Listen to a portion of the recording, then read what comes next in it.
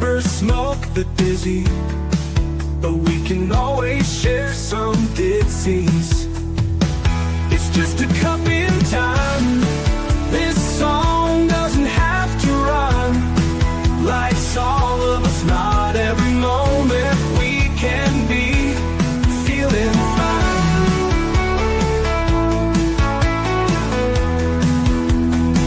I wanna share a moment, just a second if you will, maybe even a cup of thrill. We could share this performance. It's tea time, come sit with me. Well, welcome guys, Miss Liz in the house, and that's right. And I have a two for one today. I have John Henry in the house, and I have Kim Matullo in the house, and we're going to talk about Empowered Trip. That's right. We're going to talk about youth empowerment today on Tea Time. But before we get started, you guys know how Miss Liz rolls. Get over to Spotify, LinkedIn, Instagram, TikTok, all of those good platforms, and give those a like, follow, and subscribe, and get these Tea Times out there because they do make a difference for the guest and for somebody who resonates with these topics. So let's get started with disclaimer and then a beautiful intro, and then we're going to be serving some tea. And today's tea is, we have a good strong cup of tea. We have strength, compassion, and love for Kim, courageous, determined, and vulnerability for John. That is a tea we are serving today in the house. Disclaimer for Miss Liz's Tea Time live show. Miss Liz's Tea Time is a global platform dedicating to sharing real life stories, diverse perspectives, and meaningful conversations that inspire awareness, healing, and connection. I, Miss Liz, is going live using StreamYard. Before leaving a comment during the live broadcast, please grant StreamYard permission to display your name at StreamYard.com. Please be advised that all the content brought forward during any Tea Time show is presented in good faith. However, discussions may include opinions, beliefs, and perspectives that do not necessarily represent the views of Miss Liz or the Tea Time platform. Information shared by guests is based on their own experiences and is perceived to be accurate at the given time of airing. All guest viewers and participants are responsible for using their own judgment when considering any action or decision that may relate to these discussions. Some episodes may cover sensitive topics, including but not limited to trauma, abuse, grief, mental health, and other emotionally triggering subjects. Listeners' and viewers' discretion is strongly advised. Tea Time with Miss Liz is an open discussion forum designed to offer insight, inspire awareness, and create connection. It is not a substitute for professional, medical, legal, or therapeutical advice. If you require professional support, please seek assistance from qualified professionals or trusted resources in your area. If you have any questions regarding this disclaimer or the content of this discussion, you are welcome to contact me, aka Miss Liz, directly at my email at bookingmissliz@gmail.com or visit my link tree at Miss Liz's Tea Time. By choosing to participate in, comment on, or view these live shows, you acknowledge and accept this disclaimer. Your participation is entirely voluntary. I, Ms. Liz, welcomes you to join the conversation with an open heart, and if at any time you feel this platform is not right for you, I respect your wishes and decision and welcome you back whenever you are ready. Tea Time with Ms. Liz is serving truth and awareness one cup at a time. Well, welcome to Tea Time with Ms. Liz, where ideals become action and conversation sparks real change in the world. Today, we welcome two guests whose work is focused on something powerful, helping young people believe in themselves and see possibilities beyond what they thought was possible. Please join me in welcoming Kim Matullo and John Henry. I'm going to get Kim to pronounce her last name, the founder of empoweredtrip.org. Empowerment Trip is a movement dedicated to inspiring and empowering youth through experiences that build confidence, leadership, and self-belief. Their work encourages young people to step outside their comfort zone, explore their potentials, and discover the strength they already carry within themselves. Kim and John believe that when young people are given encouragement, opportunity, and the right environment to grow, they begin to see the world differently. And more importantly, they begin to see themselves differently. So grab your cup and lean in. Today's Tea Time is about innovation, empowerment, and investing in the next generation of leaders. Let me get Kim and John in here. Let's spill some tea. Welcome, guys. Thank you, Miss Liz, for the intro. Hello, thank you. By the way, my last name is spelled Oh, you went quiet there for a second there, Kim. How do you pronounce your last name? Oh, it's Matullo. Matullo. I wasn't even close. See, it's a good thing I get my guests to say it. Welcome, guys. That way. I'm going to start off how I start off all the tea times, and that's how to get to know a little bit about you guys first before we get into the empowered truth. So, John, I'm going to start with you here. John, who are you as a little guy, and who are you now as a big guy? Did you say who as I was as a little guy? Yeah. That's what I thought you said. It's complicated, but I'll do them with best I can. Who was I as a little guy? I was very energetic. I was always outdoors. I was very active, loved the environment, competitive. And I think part of that was, from my upbringing in my family. I mean, my father, it was very tough on us. And so, and part of what we're going to talk about today is in the book, in a way. In fact, not in a way, actually, one of the stories is about me growing up in a very tough environment and learning some lessons about being strong as a man and how that actually created some chronic illnesses later on in life. But I didn't see it. Why would I? I was young growing up, and that was my kind of strong suit. Once I learned I had to be tough and competitive, that's who I was as a guy, as a little guy. And you know what? It's funny because I love life now because of what I went through, but I loved life then. It was so adventurous. I grew up in a very, at the time it was a very rural area. So we had a blast, all our friends, my friends were my family. We just loved each other and played together and just did all kinds of adventurous things. So yeah, that's who I was as a little guy, and who I am now. I'm laughing because it's probably even more complicated, but I think who I am now is, I think I'm well established emotionally, but still working on certain parts of it because I think it's a lifelong journey emotionally. Not only in our book describes some of the things that we learned as co-authors, including our other colleague, Dana Heiss-DePau, we learned that it is an ongoing process. And through situations in your life, you become more experienced and you're always gathering information. So who I am now is I'm an information resource person, always looking to see if there's something else that I can improve. I have my moments where you don't feel too empowered, but you can't be happy all the time.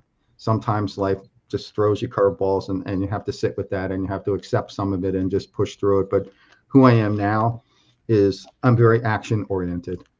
I don't consider myself a victim. Even when I was going through some chronic illnesses, I got up after a diagnosis of cancer, dusted myself off and started to do the work. Hope, was one of those things that you hear people who have cancer. Hope is not a strategy. Action is a strategy. Planning, how are you going to get better? How are you going to live your life? Because I love life and I wasn't ready to check out. So, I'm an action oriented person now. And in many ways as well, I love life even more because I was a couple of close calls, and it's so cliche, right? You come close, to check it out, and then all of a sudden you're like, yeah, now I appreciate this and I appreciate that, and it's like, yeah, I did before, but yeah, I don't take anything for granted anymore. I play hard, I love hard, I appreciate more, and that's who I am. That is cool. And, it shows the teens that you guys work with, who you guys are as individuals as well, and that's why I asked that question. So, Kim, who are you as a little girl and who are you now? Who I was very different from John's little guy. To be totally transparent, as a young child, I was very scared and lost and confused. I had grown up in dysfunction in an alcoholic home. So there was a lot of fighting and, like I said, confusion. I think, the fear had a lot to do with that and the instability and the unpredictability that was happening in my house. But I think a big part of the fear too was just believing all of the negative thoughts that were always going through my head. I was full of self-doubt. I didn't have tools to be confident. And I mean, I know we're going to get into the book, but everything I'm saying right now is my why for writing this book.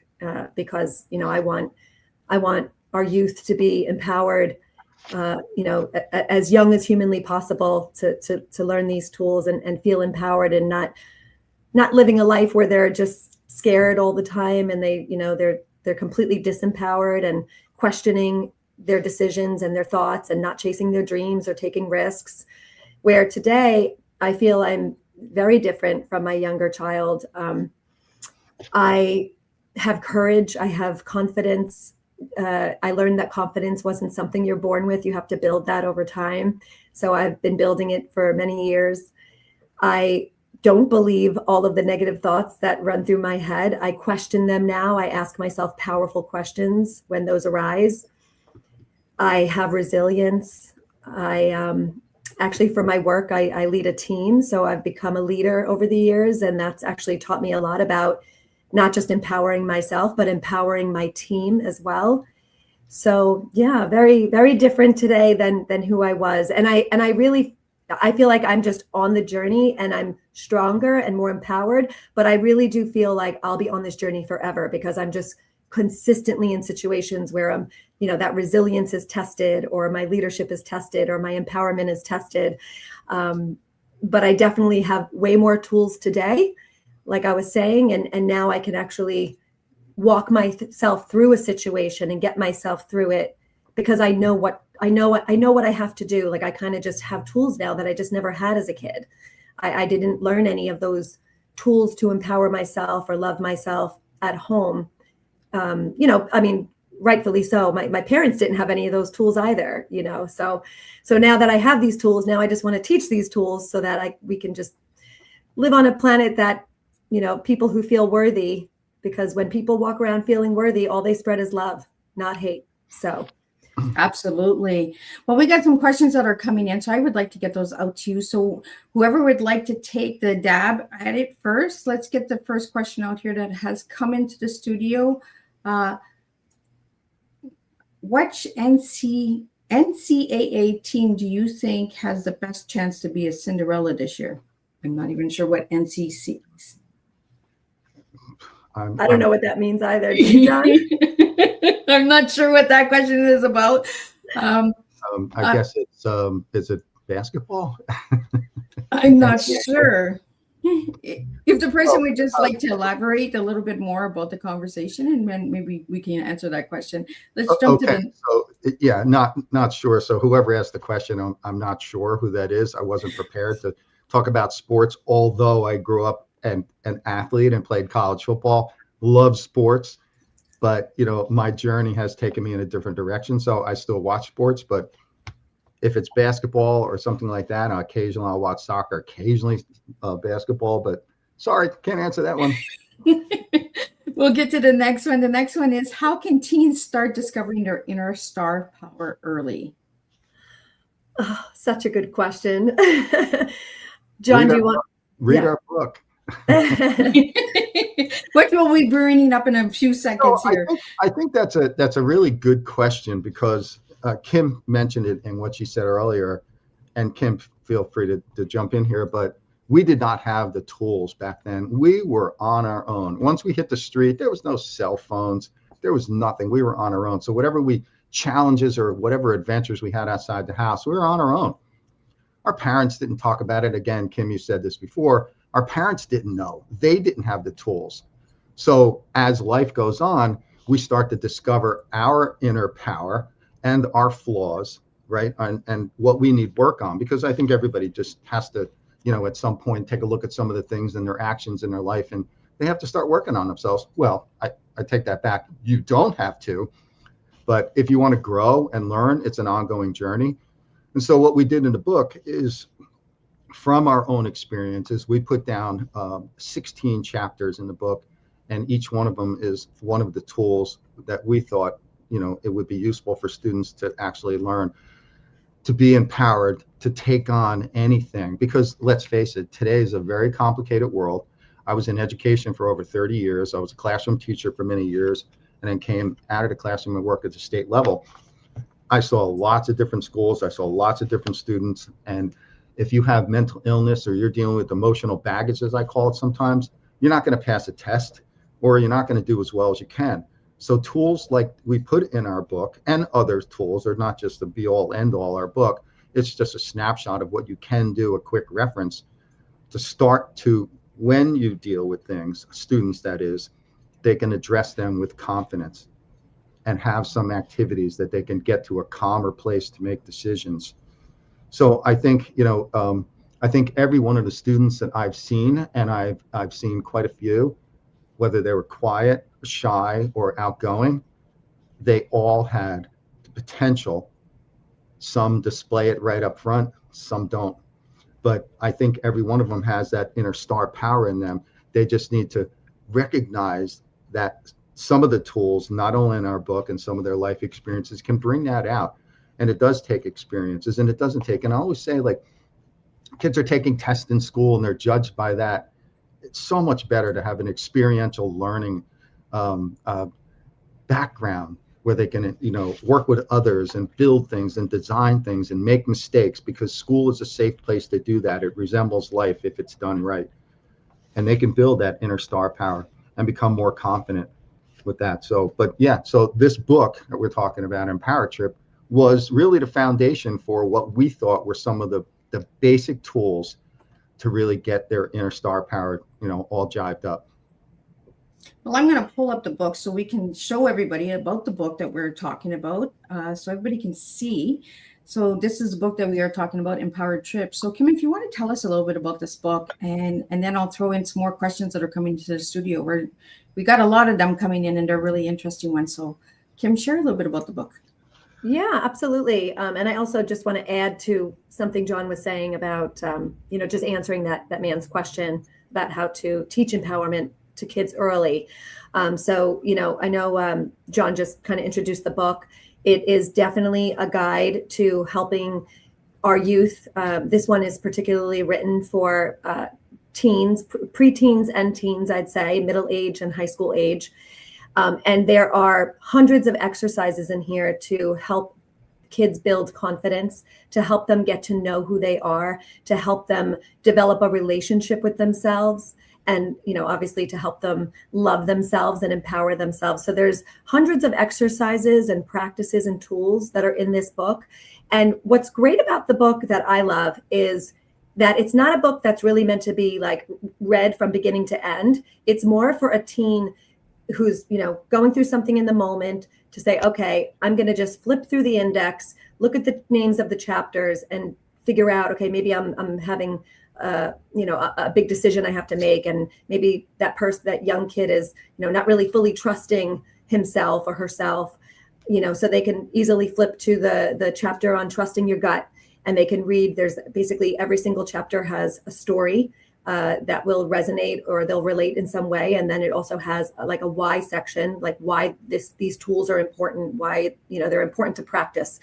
And then there's the tools, and then there's a whole bunch in each chapter. So you can literally like flip through and kind of like see what resonates with you. And if it's being used in a classroom, let's say with a teacher or a guidance counselor or a social worker, what's wonderful is those adults are getting something out of it as well. Like the tools, yes, the whole book was written for teens, but all of these exercises and practices, anybody can do at any age.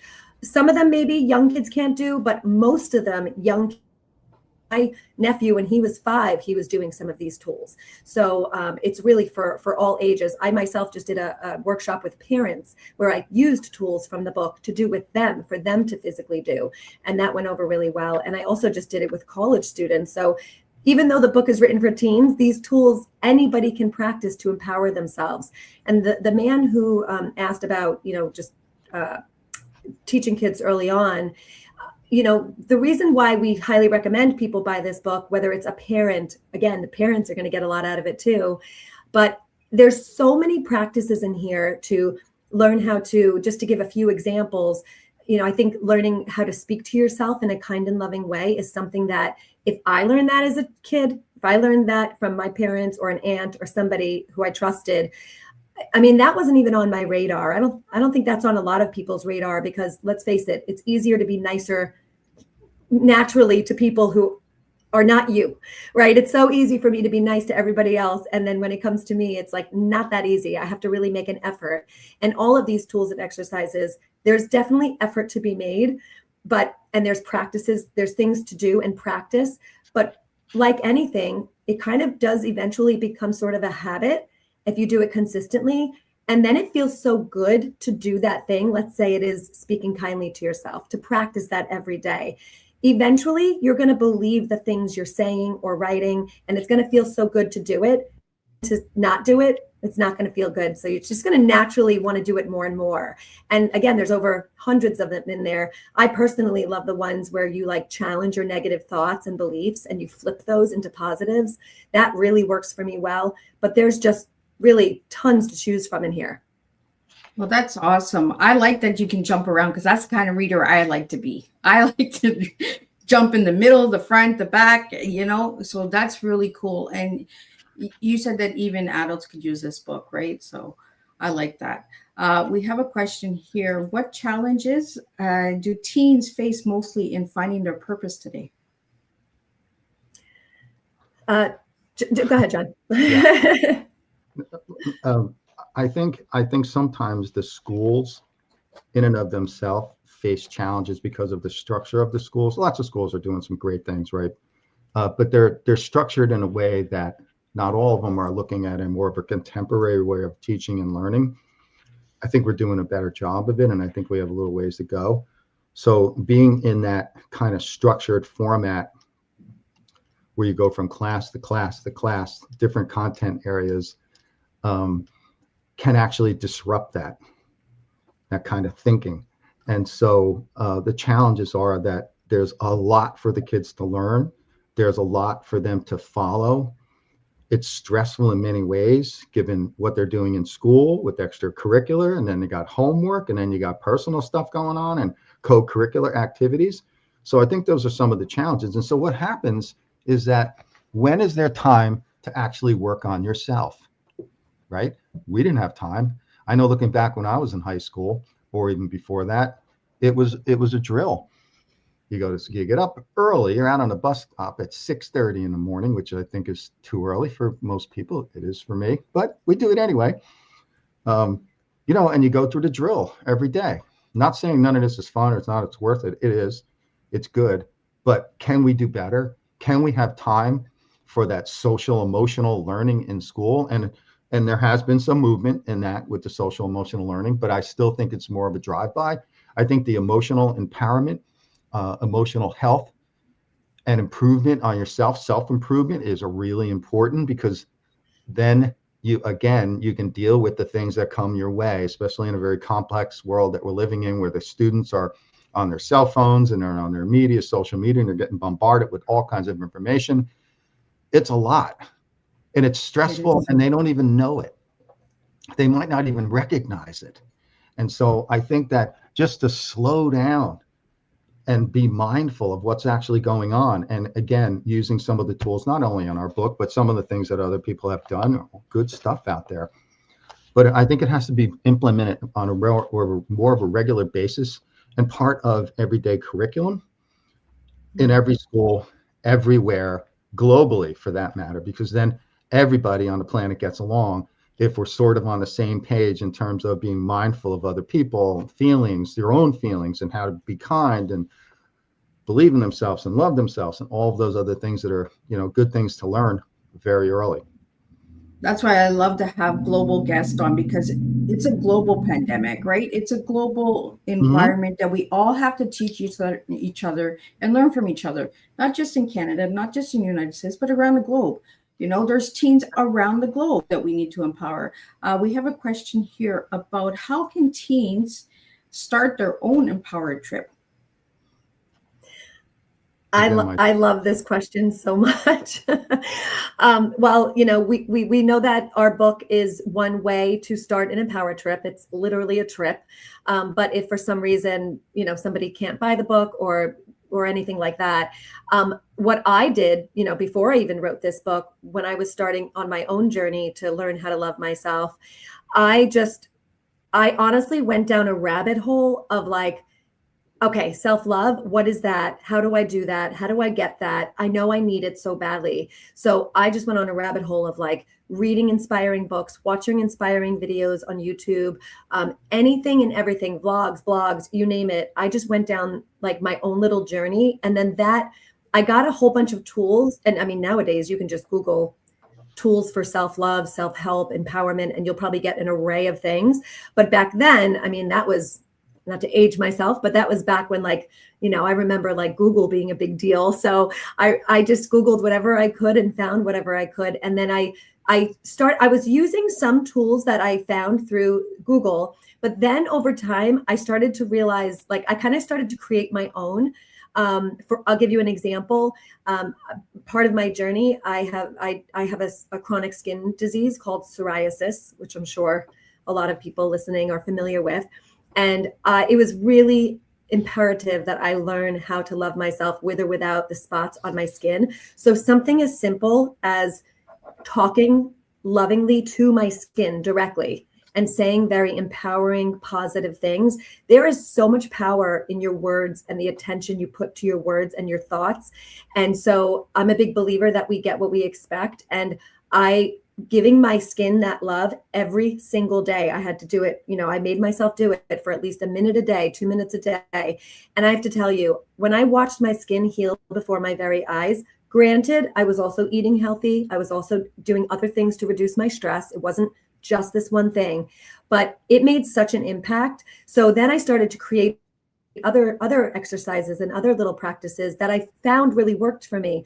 So I just encourage anybody, our book is a great place to start, but you can Google things, you can create your own, you can ask yourself, what is going to make me feel good today? What's going to bring me joy? Is it going for a walk? Okay, then maybe a walk becomes your non-negotiable, right? You're one with nature, gives you a chance to reflect, gives you a chance to recharge your batteries. Maybe that's what you need. And I love one of the chapters in our book is about getting to know yourself. And it's so important because I remember when I was young, I had no idea what I needed or what was good for me, what served me, what patterns didn't serve me, no clue. So what's great is there's tons of exercises as well for like just getting to know yourself so that you can decide, okay, what does serve me and what doesn't? What do I need more of in my life? How am I exhausting my resource of energy? Like, am I giving it away to people that I really shouldn't be? It's just really being willing to take the time to go inside. And so again, you could create your own, or you can Google, read our book. There's so many ways. Yeah, I think if I could just add to that quickly, Miss Liz, I think there's a critical juncture that students go through if they're starting to struggle with empowerment, is because some students will actually go down that self-medicating pathway just to cover it up. They'll push their feelings under the carpet. They might do drugs. They might start smoking. They might do other bad habits. And that's the rabbit hole that they don't want to go through. But the resources are out there. And Kim, you definitely hit it on the head. There's so much out there on YouTube and about empowerment and about other things that we are talking about, not only in our book, but just everywhere. The resources of the school, they have counselors, they have right there. I mean, there's so much. I think it's important for the students to, again, find out where they can get that motivation from. So I think it's, and sometimes students just aren't motivated enough, but they have to be self-motivated or inspired. And sometimes life happenings or events change their course of action. Like you always take the story about, and I'm speaking from a man's perspective. I grew up tough. I had to be this strong man, and I can't lose a fight, or, when we were rumbling on the streets when we were kids, right? Well, for what if I did? Does that mean I'm not a man? So you start to think about that. So if that's the trigger, is I have to be a certain way as a person. I have to be looked at a certain way instead of just being an individual and, have this individualism. Be your own person, be authentic with whatever you do without worrying about what other people think, right?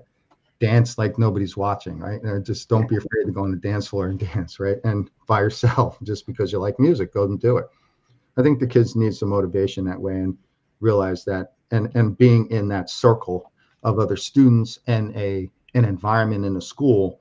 And I'm using the school as an environment because some schools are very inviting for them to actually improve and they accept others the way they are, very accepting spaces. And hopefully that's the way schools are, but that's not always the case. They have to find, I think, their own inspiration, but they can get it in a million different ways.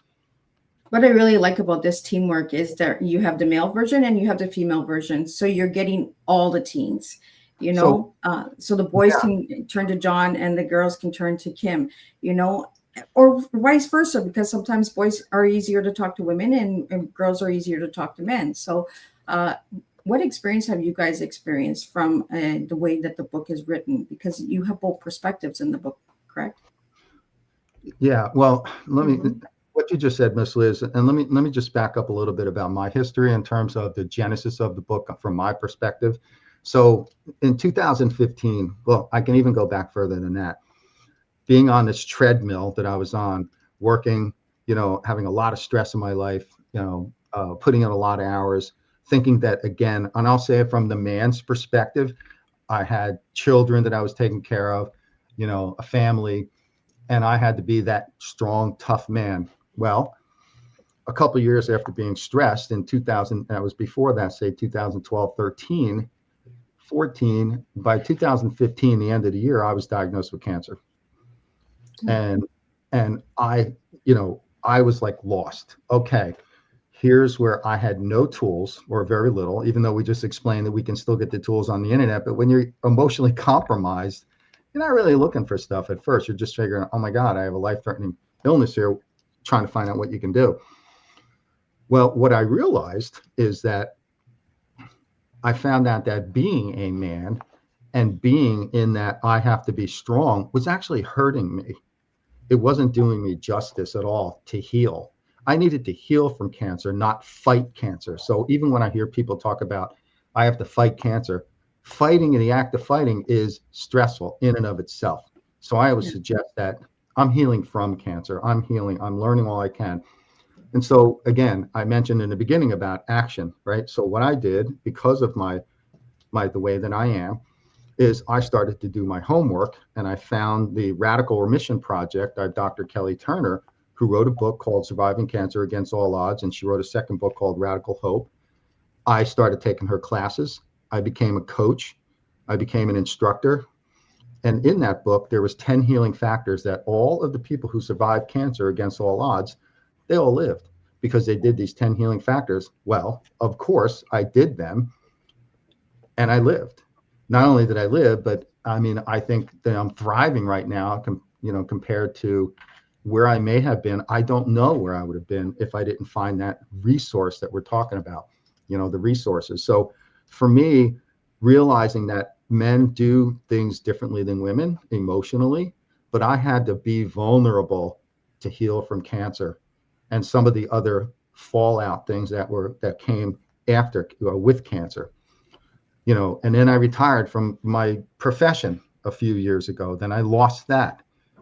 And then, so emotionally, we're always trying to just stay stable and understand what's going on around our world. But as a man, you know, thinking that I had to be strong all the time was really not the way to deal with things. And I don't do that anymore. I shouldn't say I don't do that anymore.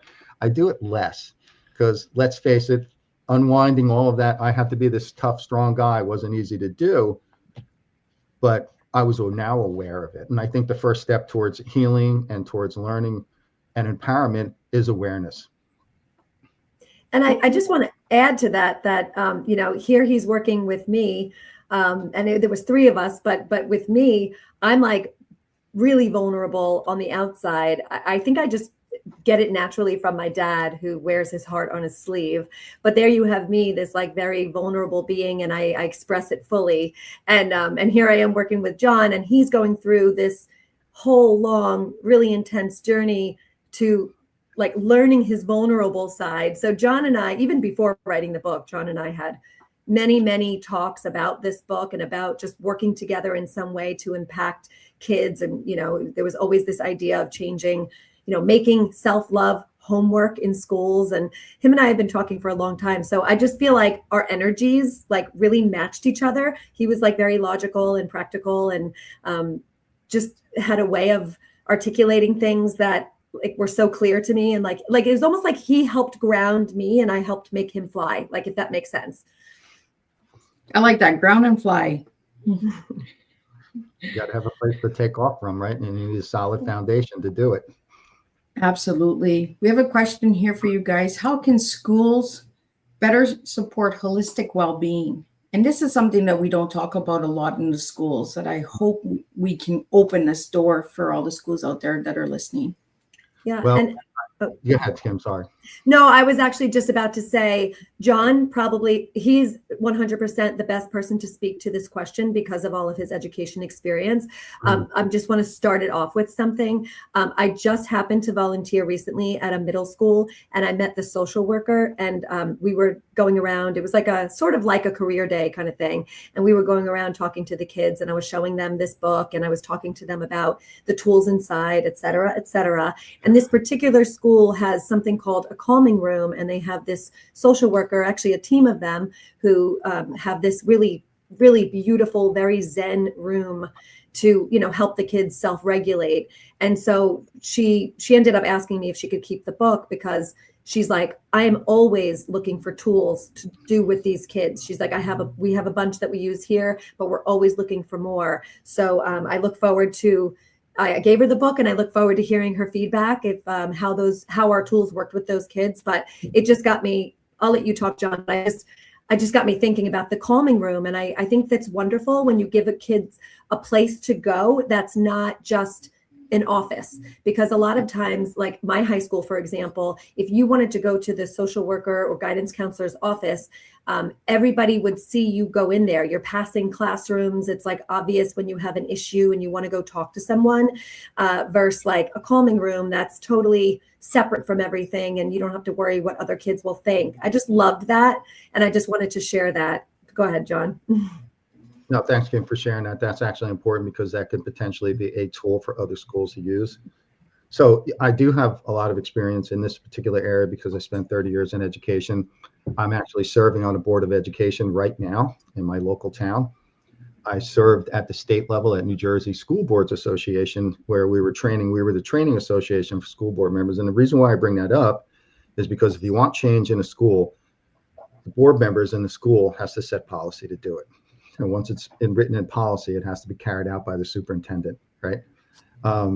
It's nice to have all the educators on board, but I think one of the stumbling blocks is, again, I mentioned it earlier about, you know, we're teaching to the test a lot of times, and there's a lot of things that the teachers have to cover in order for the students to be able to, you know, pass the test.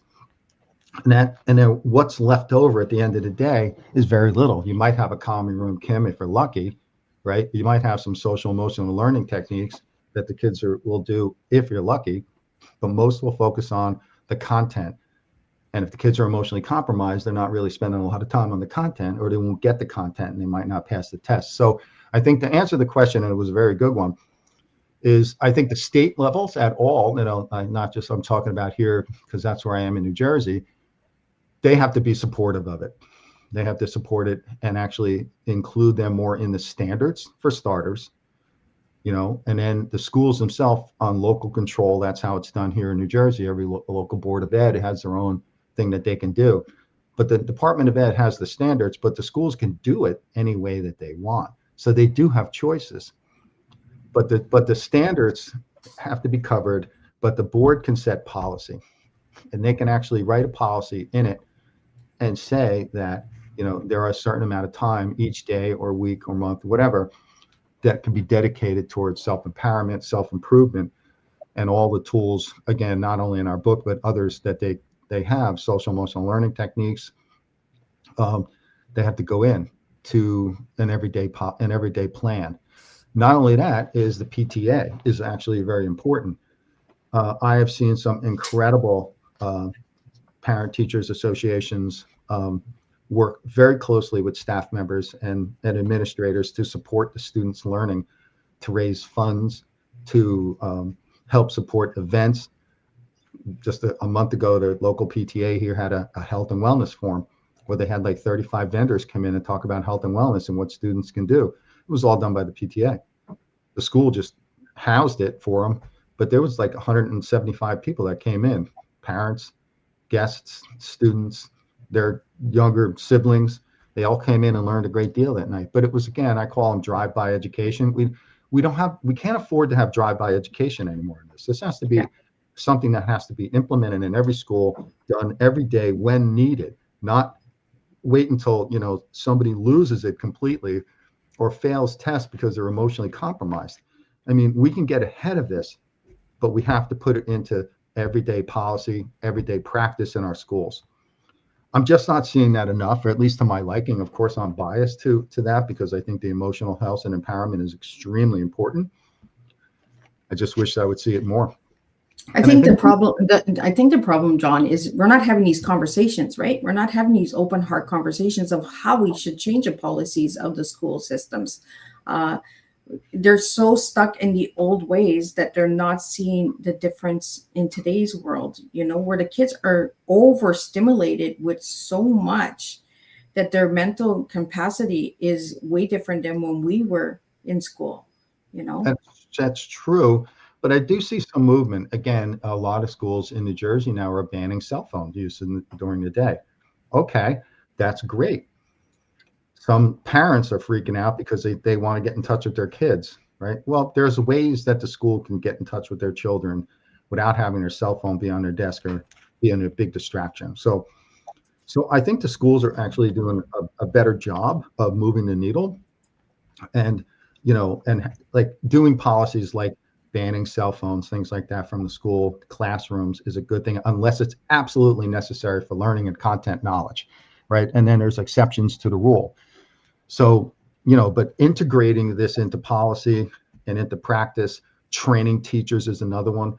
Like you can have professional development.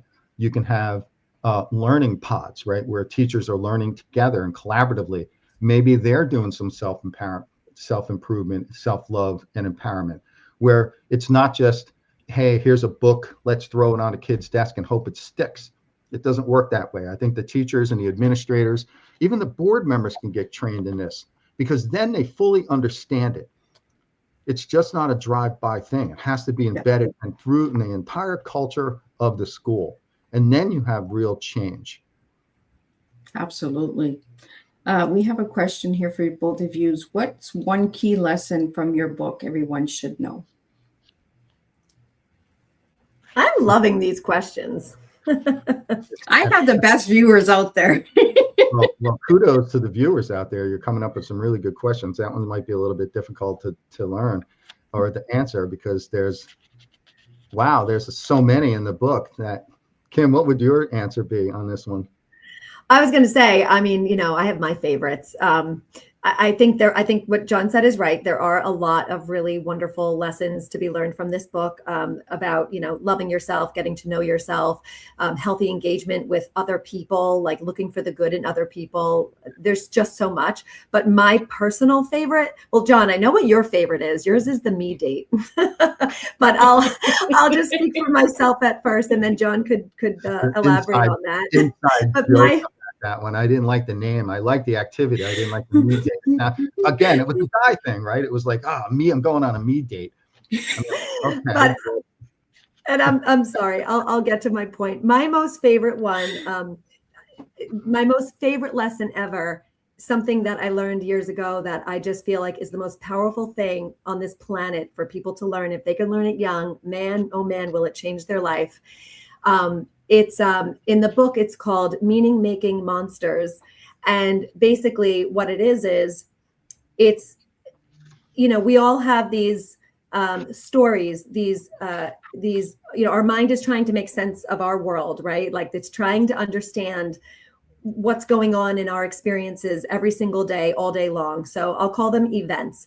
We have events that happen all day long. We could have a phone call. We're on this podcast right now. We could work, we could, take a nap, we could talk to a friend. I mean, all day long, we're experiencing things, and our minds are just trying to understand the experience. And so our mind is assigning meaning to that experience. And the thing is whether it's positive or negative, it's going to shape your reality. It's going to influence how you show up, your decisions, your risk the risks you take. It's gonna impact how you feel, everything. So those meanings can empower us, or they can completely disempower us. If there's a meaning that's like, that happened to me, just as an example. I wrote something once that somebody didn't approve of. Now, she never really said, I don't approve of it, but it was kind of all in her physical demeanor. I could tell that she didn't approve of what I wrote. And I left her office in tears.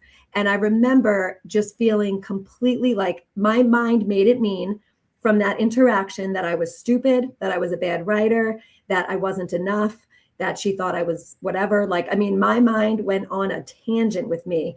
And when I actually took a moment to stop and pause and say, okay, what is my mind making it mean right now? Because I am so upset. I'm just going to melt over here. What is my mind making it mean? And then I sit and I think of what it's making it mean, all these things that I just listed. And then I just, again, take a moment and ask myself, are any of those things actually true? Well, in that situation, no. I know I'm not stupid. I know I'm not a bad writer.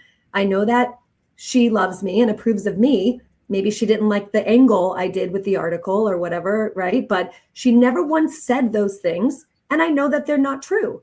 But so if I believed what my mind made those things mean, if I believed any of those limiting beliefs or thoughts, I would probably have never have written again another day of my life. I probably would never have written again. And so it just shows you how, is that not the most powerful thing, that if we believe what our minds tell us, we could literally never chase our dreams in life. We can never go talk to that person or make that phone call or attempt to go audition for something, whatever it is for you. It's incredible how powerful that is. Absolutely. So John, you want to tell us about this me date? Just in title, it was the only thing in the book that the title, a me date, but it's exactly what it is. It's like, go and do something, try something new. Don't, be stagnant. Go and experiment with life and go out there and do something new. Go on we called it a date, a me date, because it's only you, not including anybody else. You can, take it the second level of that would be, hey, I found something new and really cool to do, and then ask some friends to do it collaboratively with you. So yeah, there's a lot of things in the book. We should probably go over what the chapters are, and I may want to read that in a second, but one of my favorite chapters is Let It Go. And the quote at the beginning of this chapter, by the way, we start out every chapter with a quote and an affirmation, and then we end it with the quote and an affirmation. So, but this particular quote is, time doesn't heal emotional pain. You need to learn how to let go. And it's, for me, that was so true, because if I was holding on things, and half they segue into the other chapters, believe in yourself. If you believe something, or meaning making machines, right? If you think something is true, you're not going to let it go. You're just going to hold on to it. And people don't heal until they let go of the emotional pain that they're struggling with. And that's really hard to do. And that's why tools, the internet, this book, other resources are really important. And even in the Radical Remission Project, Dr. Kelly Turner talks about people did not heal their cancer until they released their suppressed emotions, because they were holding on to it. And it was the one toxic thing that kept their bodies from healing. Really, really important for everybody to get that. And that's why Let Go actually made it into the book, because you really can't hold on to that stuff. It is toxic to your body, to your mind. You start making stories up, and you can really spiral out of control. But I just want to talk about how the book is framed in the chapters. There's 16 chapters, and I'll read them really quickly because I know we're running out a little time here. So the part one is all about you. Know yourself, love yourself, believe in yourself, trust your gut. Big one, right? We're losing our intuition. We don't trust the gut. We trust the internet. We trust all this other outside external resources, but we're losing our sense of trusting what we feel. Our second brain, so to speak, is our gut. We get this feeling something isn't right. If it doesn't feel right, it's probably not, but we ignore it, because the other things look all shiny and new, right? Part two is cultivating positive qualities. Have courage. Let it go. Be positive. It's okay to play. Playing. Have fun. Enjoy the things that you're doing. Stellar serenity. Part three is finding harmony with others. Forgiveness. Big one. big one. Even if you don't hear it from the person, just forgive them for whatever they did to you or you thought they did to you. See others' perspectives, understanding the truth, look for the good in others. Part 4, healthy engagement with the world, mindful meaning making. That was what Kim was just talking about. Eat for wellness. And then 16, the last chapter, sustain the planet. If you don't sustain your environment and you're living in an unhealthy environment, then it may not last too long.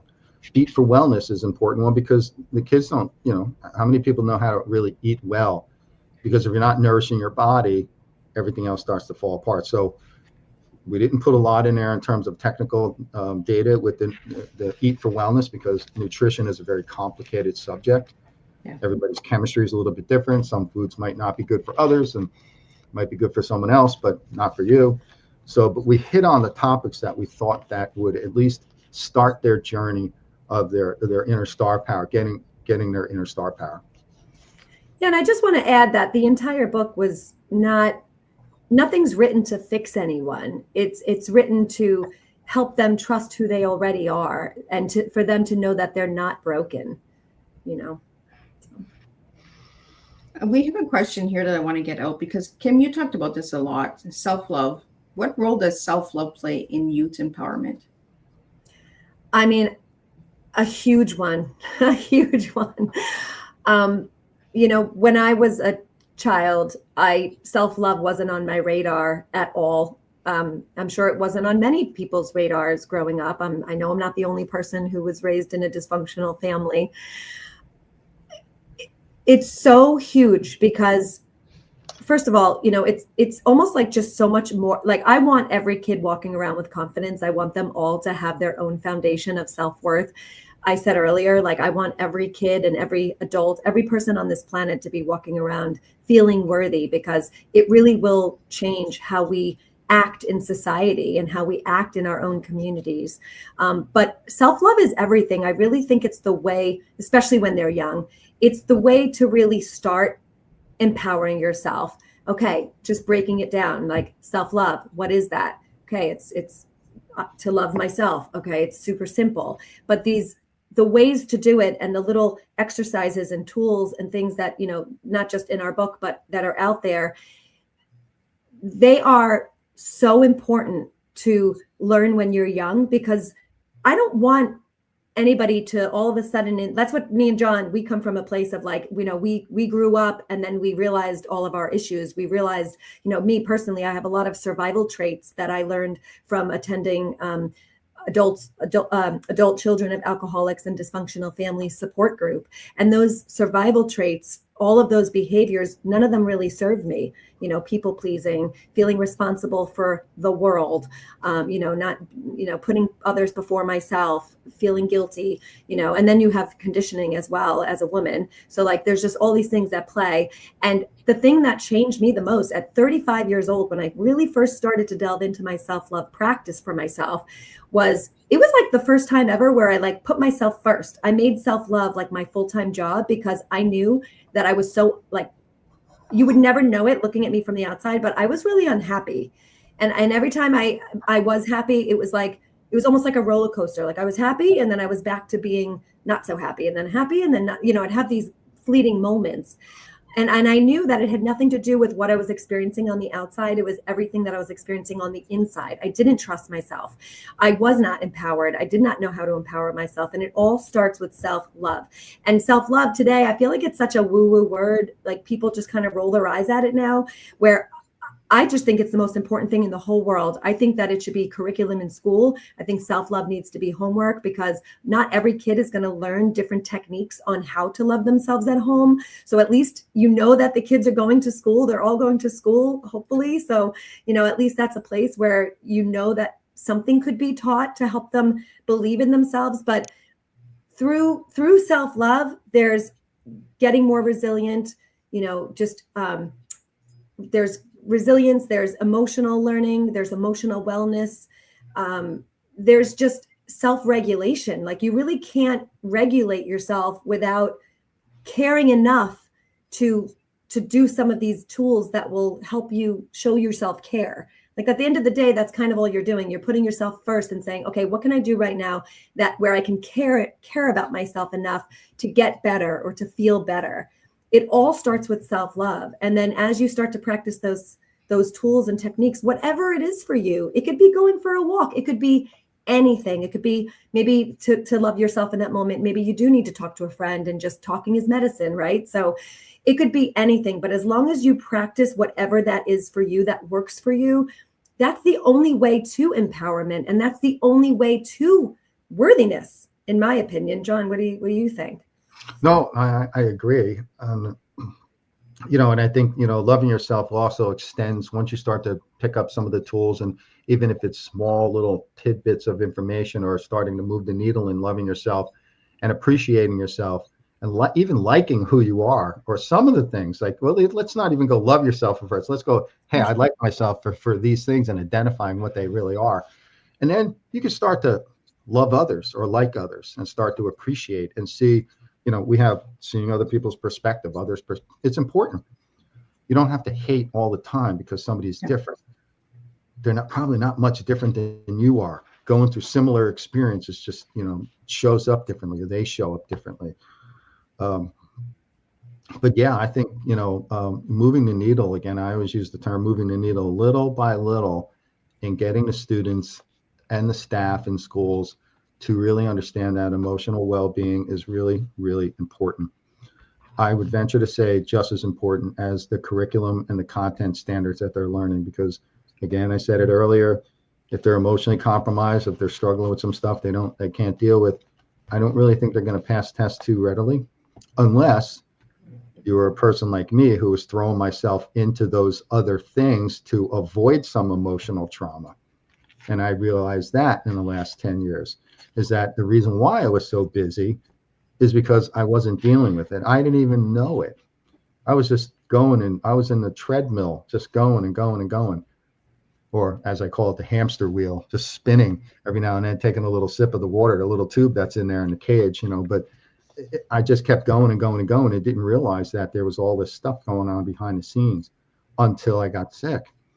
And then I realized that all those other things were out there. And then I said, oh, and in order for me to get better, these are the things that I should be learning about. But it took a chronic illness. And we are suggesting in our book, and what we talk about is, don't wait until something happens. Why wait? Like, you don't do that with a car, right? Yeah. Change your brakes and you get your oil changed. You don't wait until you break down. Well, some people do, and cars are breaking down the road. But why? Because they didn't maintain it. You have to maintain your emotions. You find out how things work. You find out how you work. And you can also spread it to other people and share it. And I'm hoping that schools embrace empowerment and set up these, work groups or, collaborative learning spaces where the students can actually share and talk, and so that they can understand each other, and emotions become second nature in the school instead of something you hide and shove under the carpet. So, I'm just hoping for, not only in our book, but I'm hoping, for the entire planet, just to, let's understand each other. Let's grow together. Let's learn together. We have many, many differences all over the place in this world. But at the end of the day, we're just people just trying to make it through this world. And we all have emotional stuff that we're dealing with. And sometimes we need some help and support. And it starts with you, your inner star power, and also others, right, who can help and go through your journey together. And So go ahead, Kim. No, I was just going to add one little thing that, John, you said something really important, and that's that, let's not wait until there's, a mental health crisis. Let's not wait until somebody commits suicide. Let's not wait. Like, we would love for this to just be mainstream. Like, this is just something talked about in schools. This is something taught in schools. This isn't something that, they bring in on the side for 5 minutes a day in the morning before class starts. Like, it becomes, a more dominating piece to education. That's what we would really love to see. Like, it just be more normalized. So I want to wrap it up with you guys. What is your final message to all the listeners tonight? And if one of you guys want to just spell out the website for all the audio listeners. Yeah. Last part, all the something for the listeners. I didn't hear that. I'm sorry, Miss Liz. Oh, did you cut off for a second? Final message, John, for all the listeners Oh, out there. final message. Okay. My final message, John, if you don't mind, I'll just go Well, of first. course not. My final message is that I just want everyone listening, whether they're kids or adults, or just to remind you, because you may have forgotten or you might not know that you have the power to create a life that you're proud of. Like we all have the power inside of us. A lot of times it doesn't feel that way. You know, a lot of times we feel like we're a bit at the mercy of our circumstances and situations and culture and all the things, but inside we have that inner star power to really create and design a life that we want. It all starts with and ends with us. So that's my final message. And then I see the Empower Trip website posted up there, which is great because our book is on Amazon, but they can absolutely go to Empower Trip's website to order the book, or even just there's a ton of resources there. I know John and our other his partner Dana, they're also doing a lot of different school challenges and really interesting stuff, so they can read more about that stuff there as well. But yeah, John, go ahead. No, and speaking of Dana, I have to really thank Dana, because she did, she was a vital part of this book as well. Mm-hmm. Co-author, did the graphics. We also have a workbook, which she did a lot of the graphics in the workbook. So Dana is amazing. And she was a former superintendent of schools, so she has an educational background. And so all three of us worked really well together to get this out the door. I think my final message was that, Kim, and I like the way you said it. It was actually some of the things I might have said, but it does start with you. And I think it does take courage to take that step to learn, but the resources are out there. And just don't be afraid to do it. Find help, find a place that you could be comfortable with your emotions, talk to other people. The resources are right in the school. They're right in the library, for that matter. They're right online on your phone. Your phone is if they are, when they're using their phone, if they're not banned from school, go and find some resources, look up what's going on, and be aware of your circumstances. And also, don't hang. I tell my son this all the time. It's hard to soar. It's hard to soar with eagles when you hang with turkeys, right? And there was actually a NASA poster about that, and it was something along the same lines, where the astronauts were, your altitude is determined by your attitude. In other words, like, you can't be an astronaut for those who aspire to be one, and not many people are, because it's very challenging to do. But that doesn't mean it's out of reach. It just means that if you say no, you can't do it, and you believe that, you won't. So I think believing in yourself, believing that you can achieve no matter what it is. There's no limits. The sky is no longer the limit. It's past that. It's just wherever the universe is, no limits on the universe. Just go for it. But in order to get there, you have to be in a good place emotionally. And the tools in this book, and like we said, and resources out there that are flying around in Google and internet, they're all there. I wouldn't say there's no excuse. And sometimes we need help, all of us. No one is spared from wanting help or needing help every now and then, and just don't be afraid to ask for it. Well, I really want to thank you guys. This was truly an amazing conversation, really inspiring. Kim and John, thank you for sharing the vision behind Empowerment Trip and for reminding us how important it is to invest in young people, not just for the words, but for the real opportunities that help them grow into confident leaders. This afternoon, we were reminded that empowerment begins when someone believes in you, encourages your ideals, and gives you the chance to step forward. Programs like Empower Trip help young people recognize their voice, their creativity, and their ability to shape the future. To everyone listening, here is something to carry with you after this tea time. Sometimes the greatest impact we can make is simply believing in someone before they believe in themselves. Until our next cup, share. Keep supporting the next generation, keep encouraging curiosity, and keep pouring confidence into the future. And I want to thank everybody, and I'll be back at 7 p.m. with the next tea time. And we'll do this all over again. Thank you, Liz, for having us. Thank you. You're very welcome. So great.